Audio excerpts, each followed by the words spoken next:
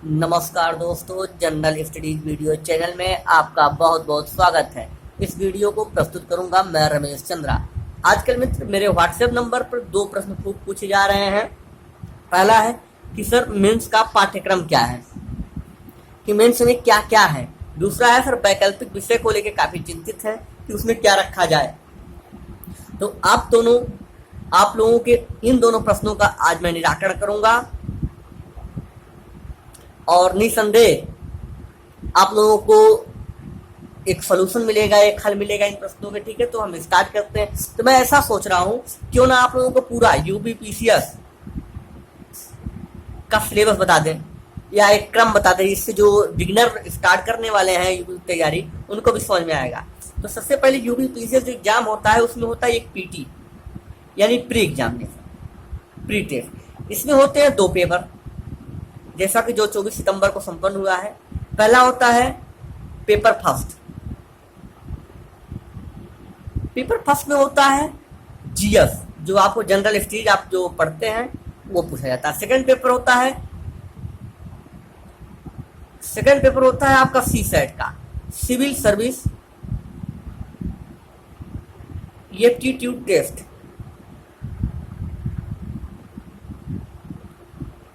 ये दोनों पेपर अगर आप क्वालिफाई करते हैं, इसके बाद आप एलिजिबल होते हैं मेंस के लिए। मेंस का जो पैटर्न है उसे यहां समझने की जरूरत है। थोड़ा सा हम मेंस के पाठ्यक्रम के बारे में बात करेंगे। और अगला जो होता है, अगर आप मेंस क्वालिफाई होते हैं तो आपका अगला पैटर्न होता है इंटरव्यू का, और इंटरव्यू के बाद आपको फाइनल सिलेक्शन मिल जाता है। इसी पैटर्न को चलते हुए आना है। और पहला पैटर्न हमें लगता है काफी लोगों ने 24 सितंबर को एग्जाम देने के बाद उम्मीद कर रहे हैं कि निकल जाएगा। दूसरे पैटर्न को हमें समझने की जरूरत है कि मेंस में क्या पढ़ना होता है। तो हम आज बात करते हैं मेंस के सिलेबस पर मित्रों। मेंस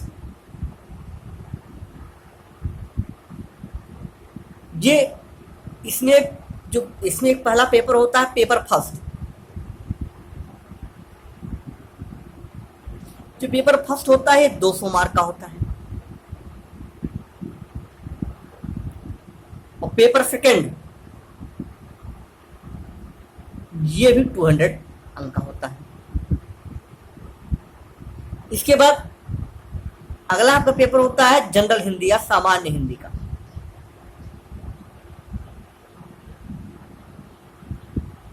ये आपका होता है 150 अंक का।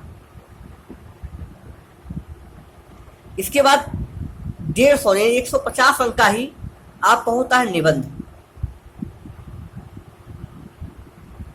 और इसके बाद आपसे एक वैकल्पिक विषय की बात की जाती है।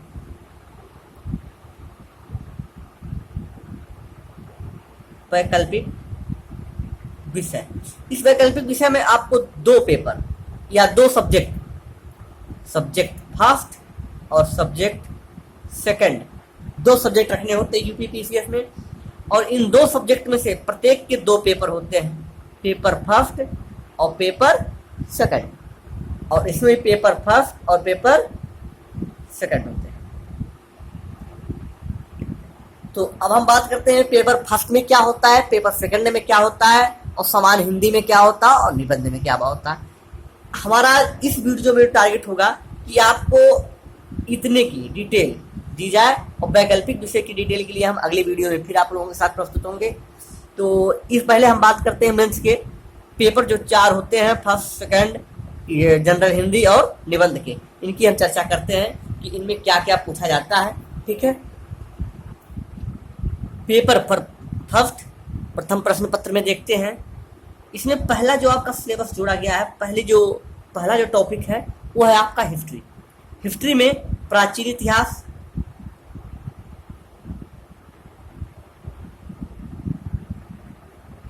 मध्यकालीन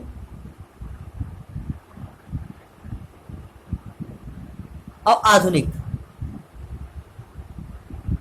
ये तीनों शब्द हैं। ध्यान रहे।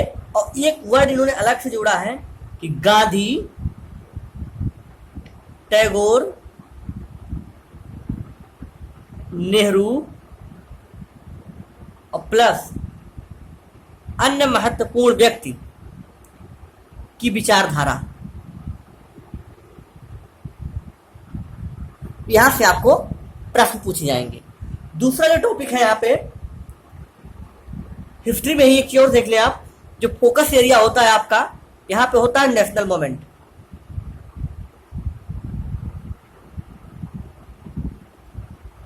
नेशनल मोमेंट फोकस एरिया है, और प्लस फोकस एरिया होता है कल्चर। ये दो चीज आपके फोकस एरिया यहां पे है, जहां से प्रश्न मैक्सिमम पूछे जा रहे हैं। दूसरा टॉपिक है आपका जनसंख्या पर्यावरण। जनसंख्या प्लस पर्यावरण, पर्यावरण, और एक टॉपिक और इसके साथ शहरीकरण। सेकंड टॉपिक में 3 चीजें डाली गई हैं, जनसंख्या, पर्यावरण और शहरीकरण। और नेक्स्ट टॉपिक में अगर हम देखें, में दिया गया है आपका ज्योग्राफी। तीसरे टॉपिक में भूगोल की बात की गई है। और भूगोल में 2 भूगोल हैं, पहला है विश्व का भूगोल और दूसरा है भारत का भूगोल। इन दोनों के साथ एक टॉपिक और जोड़ा गया है कि प्राकृतिक संसाधन।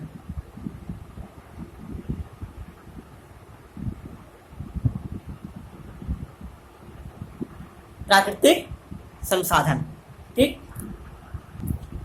अगला जो टॉपिक यहां पे है वो है 4th, इंडियन एग्रीकल्चर।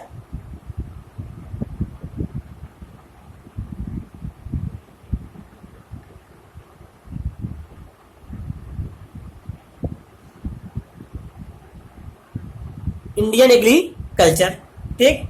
दूसरी चीज है व्यापार, ट्रेड।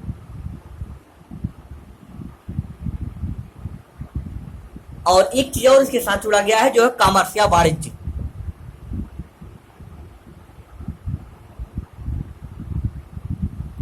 ये 4 टॉपिक है। 5वां टॉपिक जो इसके साथ है फर्स्ट पेपर में, जो 5वां टॉपिक है वो है अंतरराष्ट्रीय घटनाक्रम।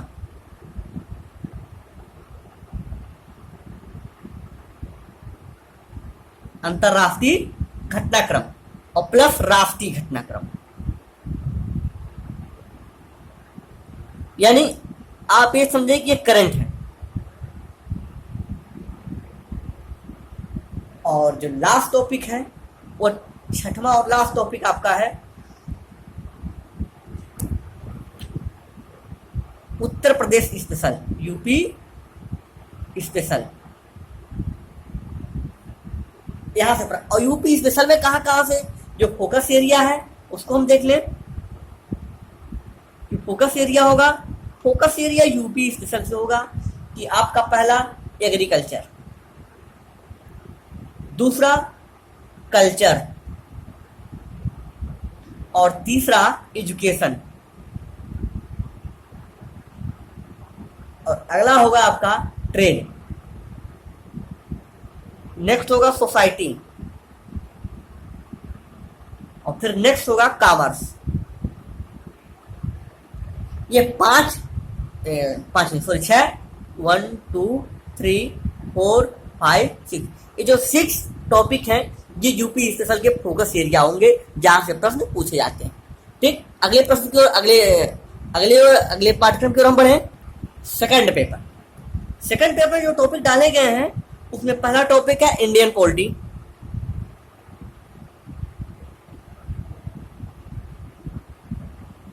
Indian polity. दूसरा टॉपिक जो है इंडियन इकोनॉमी, और प्लस इंडियन इकोनॉमिक पॉलिसी।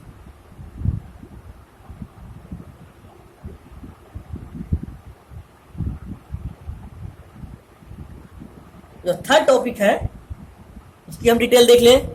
तीसरा टॉपिक है जनरल साइंस।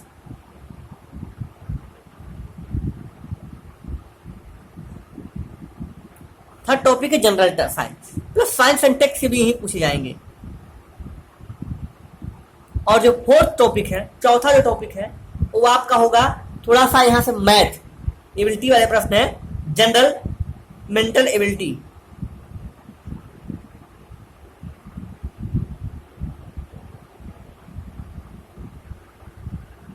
और पांचवा टॉपिक होगा यहाँ से, ये भी मैथ का ही होगा, ये होगा सांख्यिकी विश्लेषण।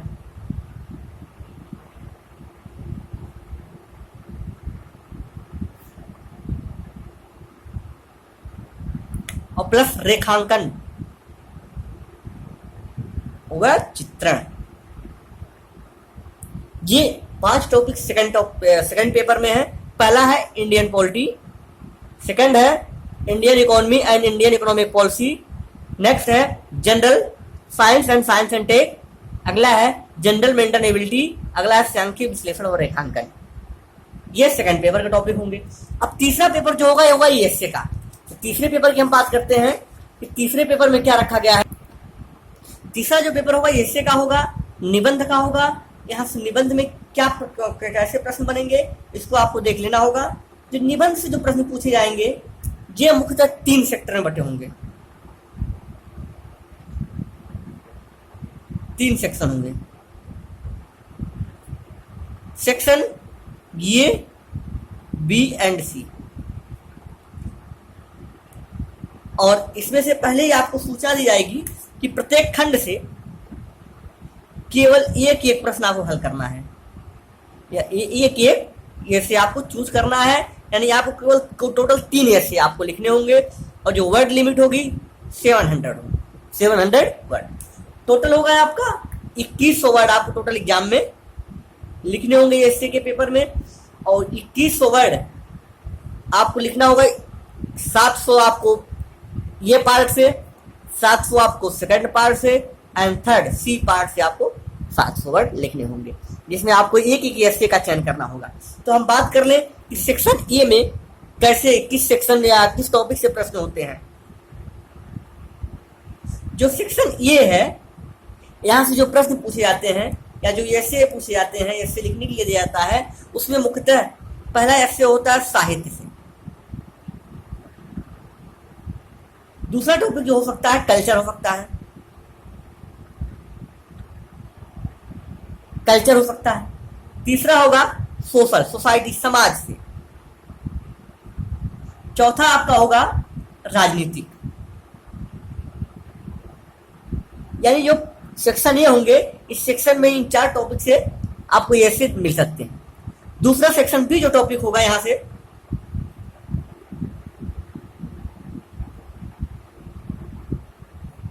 सेक्शन बी में आपको मिल सकता है, जो उसको बता दें, उसमें आपको मिलेगा पहला साइंस एंड टेक। अगला टॉपिक आपको मिल सकता है यहां से इन्वायरमेंट से, फिर आपको मिल सकता है इकोनॉमी से, और फिर आपको मिल सकता है एग्रीकल्चर से। इतने टॉपिक आपको सेक्शन बी में मिल सकते हैं। सेक्शन सी की बात करें, सेक्शन सी से आपके जो प्रश्न होंगे ये टॉपिक होंगे करंट ओरिएंटेड। इसमें आपसे पूछे जा सकते हैं नेशनल और प्लस इंटरनेशनल इशू। दूसरा टॉपिक यहां से हो सकता है डिजास्टर मैनेजमेंट, आपदा प्रबंधन। और इसी में आपदा प्रबंधन में ही आपको ये भी देखना होगा कि प्राकृतिक आपदा आने के क्या कारण है। और प्राकृतिक आपदा में कुछ टॉपिक इन्होंने स्पेशली फोकस किया है, जैसे लैंडस्लाइड, भूस्खलन, अगला है सूखा, बाढ़। ऐसे टॉपिक उन्होंने सिलेबस में स्पेशली डाल रखे हैं। अगला जो होगा यहां से भारत सरकार की योजनाएं, योजना प्लस राष्ट्रीय विकास कार्यक्रम, ये टॉपिक यहां से अगले पेपर, अगले सेक्शन या अगले प्रश्न पत्र की ओर चलें। ऐसे में आपको इन्हीं 3 सेक्शन से एक ऐसे आपको लिखना होगा। टोटल 3 ऐसे लिखने होंगे आपको, और एक ऐसे 700 वर्ड का होगा। ठीक, अगले आगे बढ़े मित्रों, सामान्य हिंदी की ओर हम चलते हैं। अब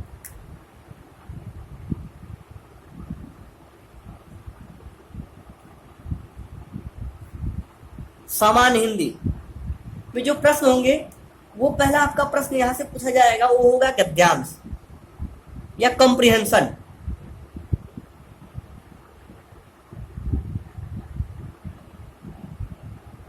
कॉम्प्रिहेंशन से पूछे जाएंगे।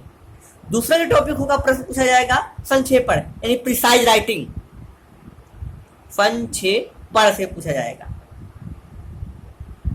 प्रिसाइज, यहां से प्रश्न होंगे। अगला टॉपिक होगा पत्र लेखन का। पत्र लेखन में जो आपको टॉपिक होंगे वो होंगे सरकारी पत्र लेखन, गैर सरकारी, अगला होगा कार्यालयीय और प्लस अधिसूचना। यहां से आपको पत्र लेखन से प्रश्न होंगे। अगला जो प्रश्न होगा वो हिंदी व्याकरण की ओर जाता है, वो होता है आपका शब्द ज्ञान का प्रयोग, शब्द ज्ञान व प्रयोग।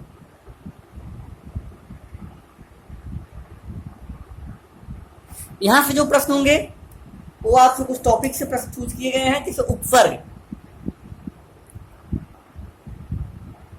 उपसर्ग, प्रत्यय, अगला होगा विलोम शब्द, अगला होगा वाक्यांश के लिए एक शब्द,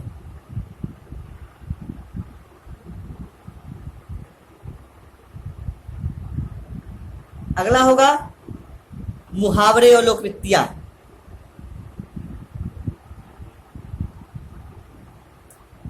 ये आपके 4 सेक्शन होंगे चारों पेपरों में। पहला पेपर जैसा कि मैंने आपसे बताया कि फर्स्ट पेपर जो आपका जनरल स्टडीज का होगा, और सेकंड पेपर में भी आपके कुछ टॉपिक हमने बताया। फर्स्ट पेपर में हिस्ट्री और अदर टॉपिक थे, सेकंड में आपकी पॉलिटी इकोनॉमी थी, और थर्ड पेपर में जैसा कि मैंने आपको बताया कि एसए था, और फोर्थ में आपकी जनरल हिंदी थी।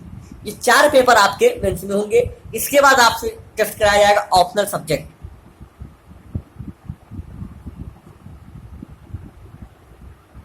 तो ऑप्शनल सब्जेक्ट के लिए आपको 2 ऑप्शनल रखने होते हैं, 2 में से प्रत्येक में 2-2 पेपर होते हैं। एक ए और बी आपका ऑप्शनल है, जिसमें आपके 2 paper, first paper and second paper होंगे। इसमें first paper and second paper होंगे। दोनों ऑप्शनल आपको तैयार करना होता है और दोनों को सॉल्व करना। तो ऑप्शनल के लिए कि आप कुछ प्रश्न ये भी दोस्त हमारे मित्र पूछ रहे हैं बार बार कि कौन सा ऑप्शनल रखा जाए, कितना दिन ऑप्शनल को पढ़ने के लिए सफिशिएंट होगा। हालांकि ऑप्शनल पढ़ने के लिए मैं यही स्पष्ट कर देना चाहता हूं कि ऑप्शनल आप 2 महीने में तैयार नहीं कर सकते, वो भी खास करके 2 ऑप्शनल, 2 सब्जेक्ट, उसके लिए समय चाहिए। लेकिन फिर भी आपको छोटा सब्जेक्ट हम सजेस्ट करेंगे। जिन्होंने चूज कर लिया अपने सब्जेक्ट को, उस सब्जेक्ट को लेके लगे रहें और अच्छी से तैयारी करें। जिन्होंने नहीं सिलेक्ट किया है और मेंस देने जा रहे हैं या उम्मीद है उन्हें देने की, तो ऐसे लोग थोड़े से कम समय के लिए रणनीति बनाकर छोटे सब्जेक्ट को चूज करें। ठीक है मित्रों, तो अगली बार हम लेके आएंगे आपको आपके सामने कि कौन सा सब्जेक्ट ऑप्शनल सब्जेक्ट रखा जाए और किस ऑप्शनल सब्जेक्ट के कौन से लाभ होते हैं। ठीक, तब तक के लिए नमस्कार, जय हिंद, जय भारत। हाँ मित्र, एक सूचना, अगर आपने इस वीडियो चैनल को सब्सक्राइब नहीं किया है तो आप सब्सक्राइब कर लें, क्योंकि ऐसे ही लाभदायक और भी आपके लिए वीडियो मैं बनाता रहूंगा। और अब मैं हाल ही में एक नई सीरीज भी स्टार्ट करने वाला हूं जो आपके रिवीजन को लेके होगी, जो आप लोगों की निसंदेह काफी लाभदायक होगी। मैं गारंटी दे सकता हूं कि वहां से प्रश्न मैक्सिमम होंगे। ठीक है मित्रों, और आप मैक्सिमम लाइक करें, शेयर करें, और साथ ही साथ अगर आपको कोई डाउट हो तो आप ये प्रश्न पूछें। हाँ, अगर आपको ये वीडियो पसंद नहीं आता है तो आप डिसलाइक भी करें, क्योंकि मैं तभी तो मैं अपने अंदर रिफॉर्म करूंगा। ठीक है मित्रों, जय हिंद, जय भारत।